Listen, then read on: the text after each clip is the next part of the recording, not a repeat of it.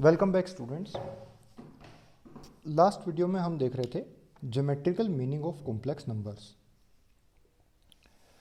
Urgent plane में या फिर बोलें इमेजिनरी प्लेन में या फिर कॉम्प्लेक्स प्लेन में एक कॉम्प्लेक्स नंबर z को डिनोट किया जाता है एक पॉइंट से। उस पॉइंट में जो एब्सिसा होता है वो होता है कॉम्प्लेक्स नंबर का रियल पार्ट, और जो ऑर्डिनेट होता है वो होता है कॉम्प्लेक्स नंबर का इमेजिनरी पार्ट। ओके, नाउ ये तो हो गई बात geometrical representation of a complex number. अब इसके बेसिस पर हम कुछ और भी प्रॉपर्टीज़ हैं कॉम्प्लेक्स नंबर्स की जिसको हम ज्योमेट्रिकली समझ सकते हैं। एग्ज़ाम पॉइंट ऑफ व्यू से आप अगर पढ़ोगे तो फिर एक लिमिटेड सी नॉलेज गेन कर पाओगे। ठीक है, कोई भी चीज़ ऐसे मत सोचा करो कि भाई एग्ज़ाम में आएगी या नहीं आएगी, कुछ चीज़ों को केवल अपनी नॉलेज के लिए पढ़ा करो। जैसे z1 प्लस z2 ये ज्योमेट्रिकली क्या रिप्रेजेंट करेगा। अब एग्ज़ाम में आपसे नहीं पूछता है कि भाई z1 प्लस z2 क्या रिप्रेजेंट करेगा, कोई खास बात नहीं है अगर आपको नहीं पता कि z1 प्लस z2 क्या रिप्रेजेंट करेगा, इसीलिए एनसीईआरटी बुक में इसको बहुत ज़्यादा कोई इम्पोर्टेंस भी नहीं दी हुई है। ठीक है, लेकिन as a curious person, as a curious student of mathematics, you should try to go beyond the books. You should go beyond NCERT book and try to learn as much as you can. अब देखिए z1 plus z2 का geometrical meaning क्या हो सकता है। Suppose करिए ये point है z1, इसके कोऑर्डिनेट्स हैं x1, y1। z1 एक कॉम्प्लेक्स नंबर है और z2 मान लीजिए कहीं पे आ रहा है कुछ यहाँ पे, ये z2 है, इसके कोऑर्डिनेट्स हैं x2, y2। ठीक है, इसका क्या मतलब है, z1 is equal to x1 plus iota y1 and z2 is equal to x2 plus iota y2। z1 and z2 are two complex numbers and I am sorry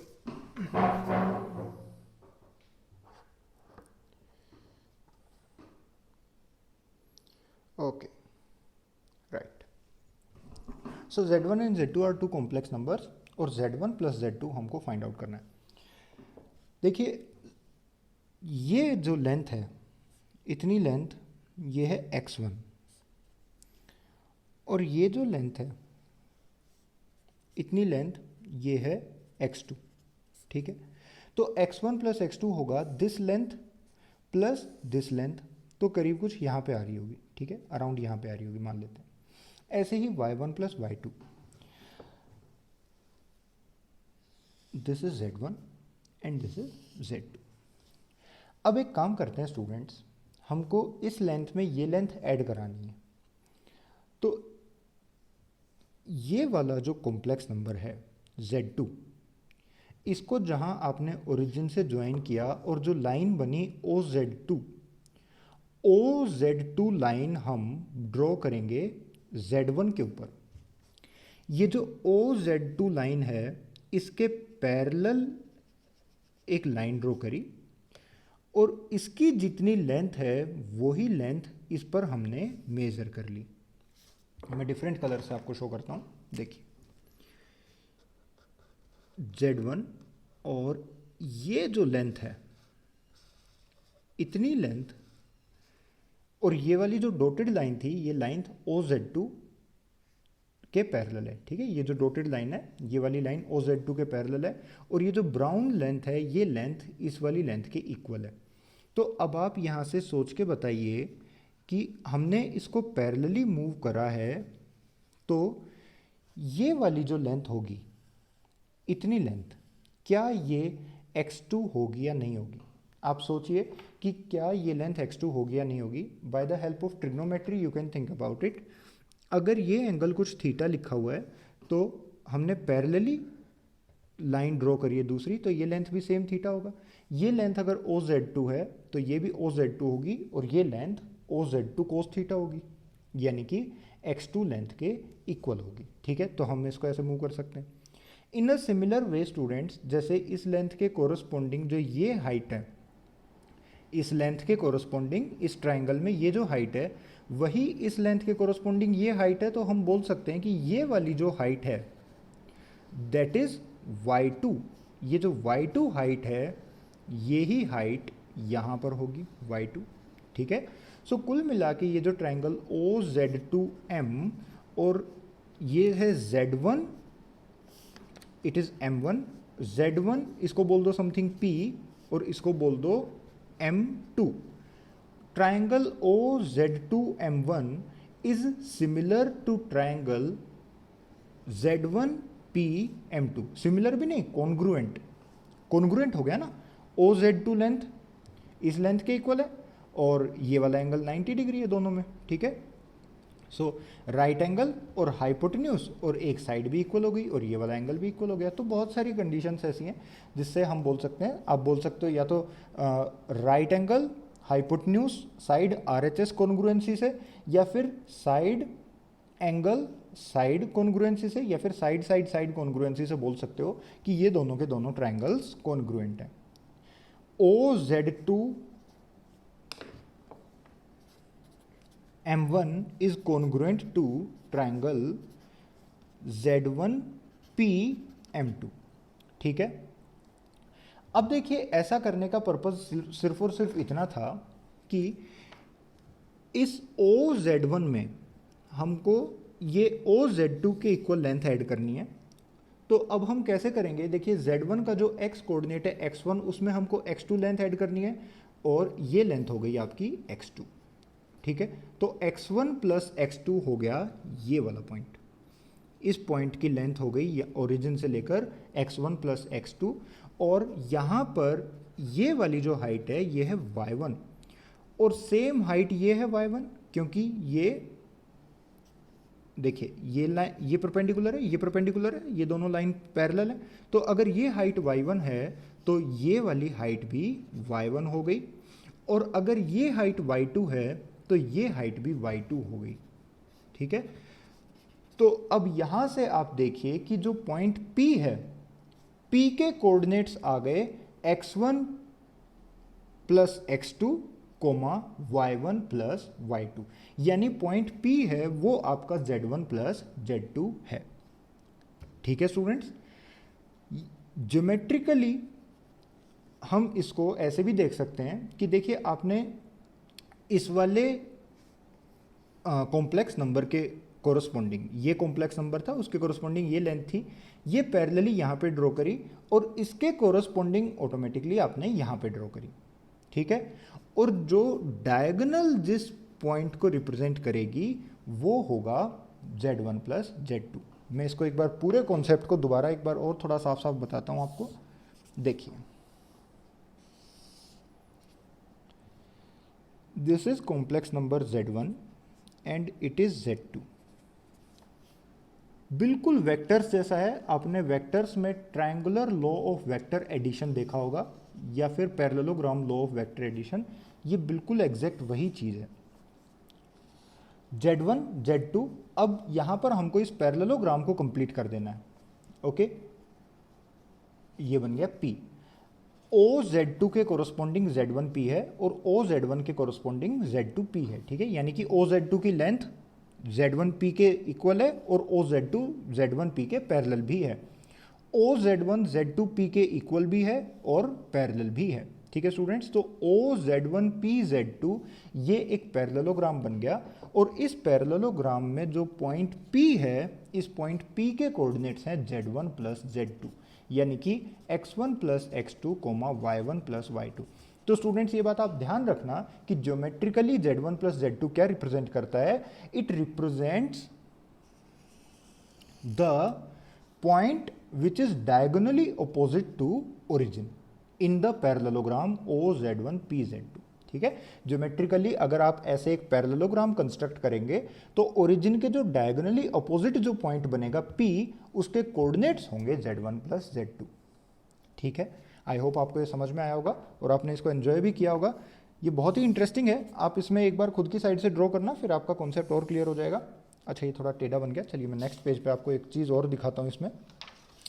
अब ये तो आ गया हमारा Z1 प्लस Z2, अब check करते हैं कि Z1 minus Z2 क्या होगा, या फिर Z2 माइनस Z1 चेक करते हैं इसी केस में। Z2 माइनस, अच्छा Z1 माइनस Z2 चेक करते हैं, Z1 minus Z2। Geometrically Z1 plus Z2 का मीनिंग देख लिया, अभी ज्योमेट्रिकली Z1 माइनस Z2 का मीनिंग देखना चाहते हैं। आइए देखते हैं। ये हो गया भाई Z1 और ये पॉइंट है Z2। स्टूडेंट्स आप ये बात सोचिए कि अगर Z2 एक कॉम्प्लेक्स नंबर है x2 प्लस आयोटा y2, तो अगर मैं माइनस ऑफ Z2 बनाऊं, that is minus of x2 minus iota y2, तो इस प्लेन में वो कहाँ पर बनेगा?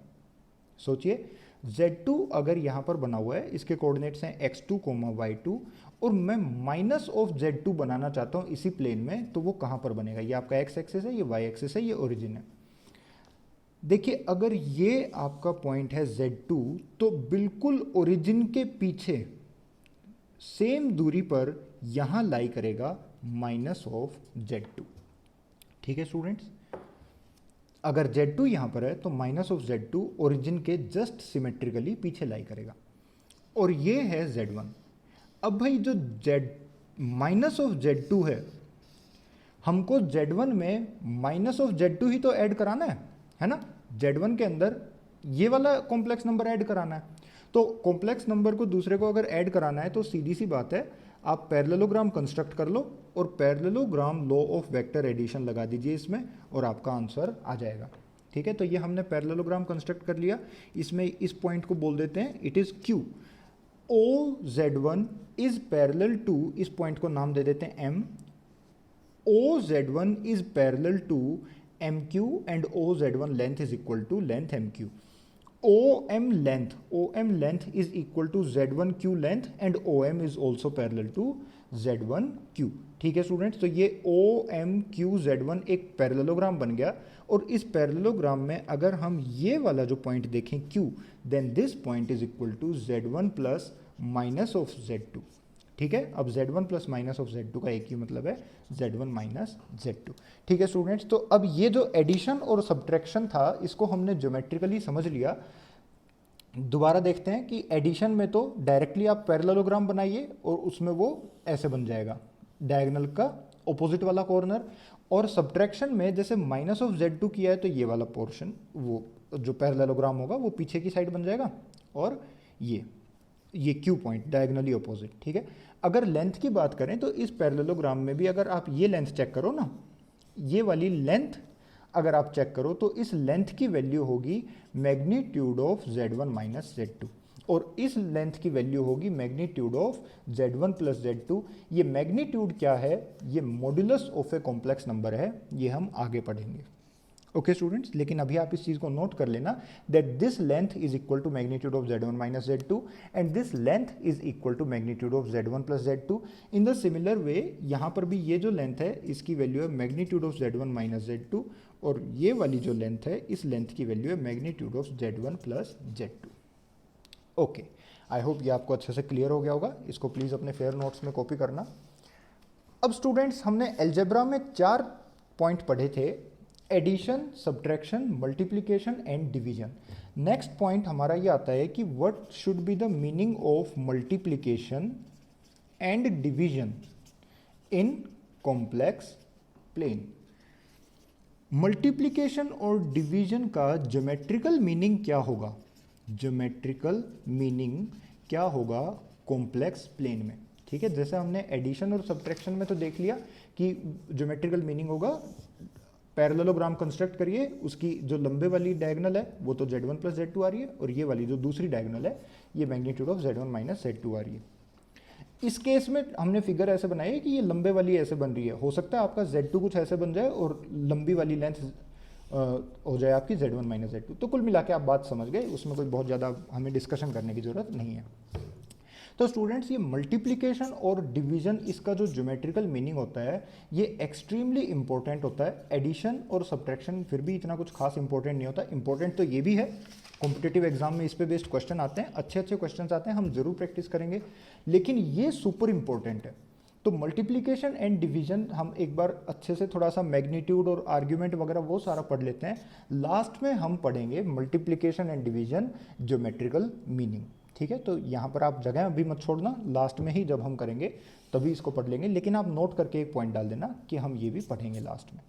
ओके स्टूडेंट्स, सो आज की क्लास में हमने बेसिकली ये देखा what is the geometrical meaning of algebra of complex numbers. अब एक छोटा सा पॉइंट और देखिए कि जो हमने कल टॉपिक पढ़ा था conjugate of a complex number. अगर z1 एक कॉम्प्लेक्स नंबर है x1 comma y1, z1 is equal to x1 plus iota y1, तो z1 बार क्या होगा, that is equal to x1 minus iota y1। अब इस चीज का ज्योमेट्रिकल मीनिंग क्या होगा ये आप नोट करके लिखिए। अच्छा, आप सोचिए कि अगर z1 लिखा हुआ है x1 प्लस आयोटा y1, तो z1 बार यानी कि x1 minus iota y1, sorry y1 है, x1 माइनस आयोटा y1 कहाँ पर बनेगा। देखिए x1 तो एज इट इज़ है, ये x एक्सिस है, यानी कि वो जहाँ पर भी बनेगा z बार उसमें x कोऑर्डिनेट तो सेम रहेगा, यानी कि वो इस लाइन पर कहीं ना कहीं पर लाई करेगा। ठीक है, दूसरी बात, ये हाइट है y1 और वो नेक्स्ट हो गया minus of y1, z1 bar क्या हो गया माइनस ऑफ y1, तो माइनस ऑफ y1 यहाँ पर आएगा। ठीक है, तो यानी कि स्टूडेंट्स ये पॉइंट है z1 बार, z1 बार। तो नोट करके आप यहाँ पर एक पॉइंट लिख लीजिए that z1 bar is mirror image of z1 in, sorry in नहीं, mirror image of z1 with respect to x axis, with respect to x axis, या फिर x एक्सिस को आप बोलते हैं रियल एक्सिस भी बोल सकते हैं, रियल एक्सिस बोल सकते हैं, और y एक्सिस को आप इमेजिनरी एक्सिस बोल सकते हैं। ठीक है स्टूडेंट्स, तो आज हम कॉम्प्लेक्स नंबर में इतना ही पढ़ेंगे। वीडियो की क्वालिटी इंप्रूव हो गई है, थोड़ा सा इसमें टाइम लगा, पर चलिए नेक्स्ट क्लास अब हम थोड़ी और लेंदी रखेंगे और अच्छे से पढ़ाई चालू करेंगे। अभी आप आज की क्लास में बस इतना ही नोट करिए और एनसीईआरटी फटाफट से सॉल्व करके मेरे पास फोटो सेंड करिए, बताइए कि आपने होमवर्क कर लिया है। Thank you so much.